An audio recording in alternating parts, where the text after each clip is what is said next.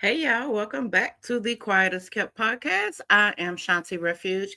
I am an award-winning master certified mental health coach, journaling expert, and somebody who had to learn the hard way that healing is not as cute as social media makes it look. And today we are closing out Mental Health Awareness Month with nothing but the truth.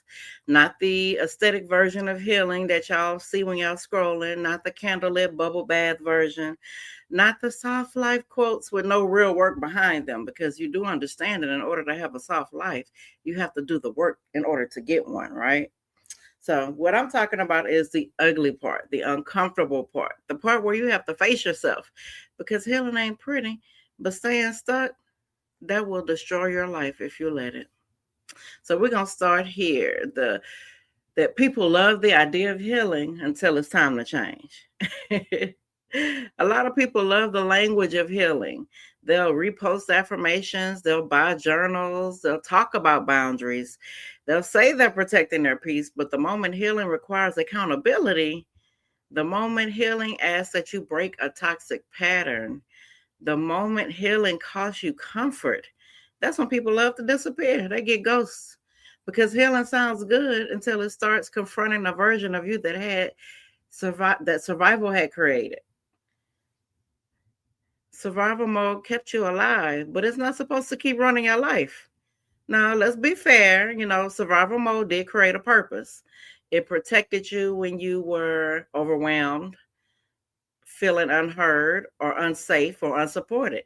So, with that, you learned how to shut down emotionally, stay hyper independent, overwork, people please, and stay with your walls up. Because at one point, those things helped you to survive. But what protects you in chaos can also destroy you in peace. And some of y'all are trying to build healthy relationships with survival responses, still running the show. And you can't do that, sis. You can't do that, bruh. So let me bring myself into this, because I'm not speaking from theory. I know what it feels like to realize you've been surviving for so long, you don't even know how to rest anymore. After my divorce, I had to sit with a version of myself that I didn't recognize. Not because I didn't love hard or not because I didn't give my all. It was because I realized how much of me had been operating from survival. Through it all, I kept moving, I kept working, I kept showing up, but emotionally, I was exhausted. And one of the hardest parts of healing was admitting that I could no longer keep pretending I was okay just because I was functioning.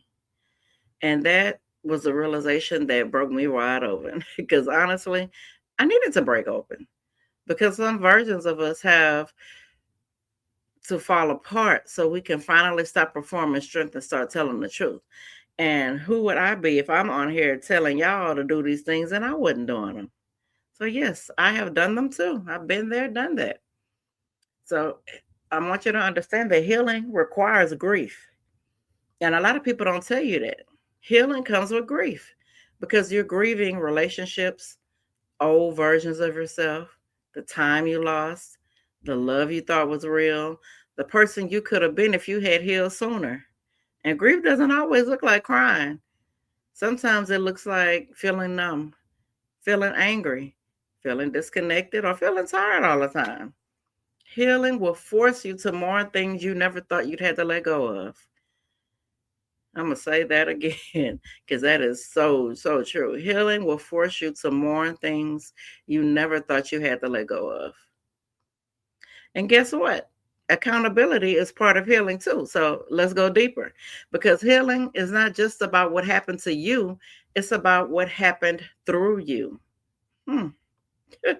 People don't like that conversation. But healing requires asking these questions to yourself. How have my wounds affected other people?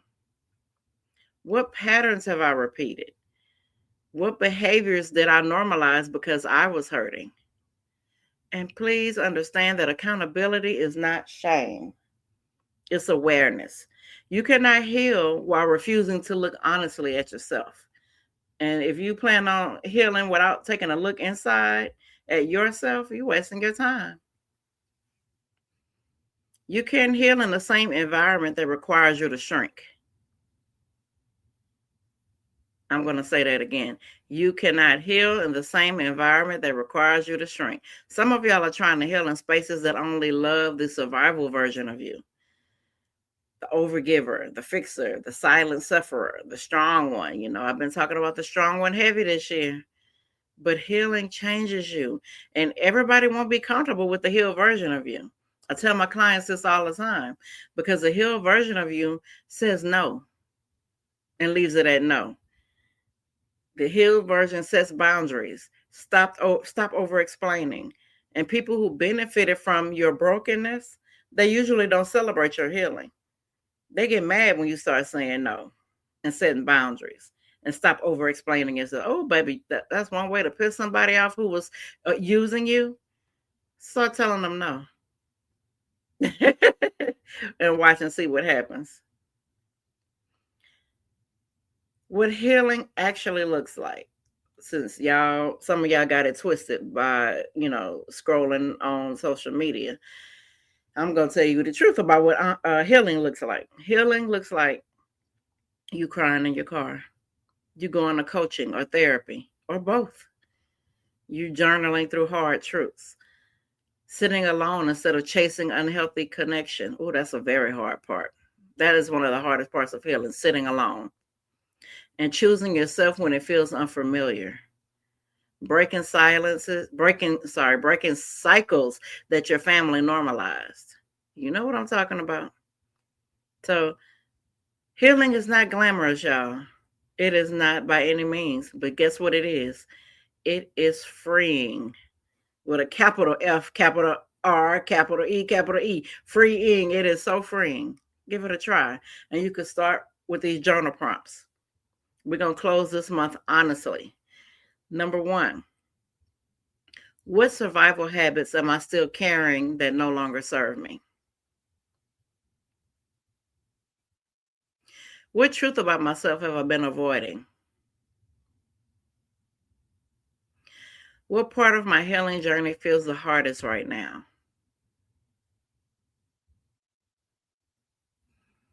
What relationships or environments are slowing down my healing? What would it look like for me to truly choose myself this season? Now, don't rush these. These 5 journal prompts will start your life-changing work. So take it seriously. So don't rush it. And listen, if this month taught you anything, let it be this. You deserve more than survival. You deserve peace. You deserve honesty. You deserve healing that actually changes your life. And if you're ready to stop performing healing and actually do the work, my guided journals, coaching programs, and support communities are here for you. All you have to do is go to the website, ShawntiRefuge.com. This is not about pretending to have it together. This is about becoming whole. That's it for today's episode of the Quietest Kept podcast. And honestly, thank y'all for walking through Mental Health Awareness Month with me in a real way. It wasn't performative. It wasn't surface level because, we don't do that over here. Real healing conversations. And remember, healing is not pretty. But baby, staying stuck ain't cute either.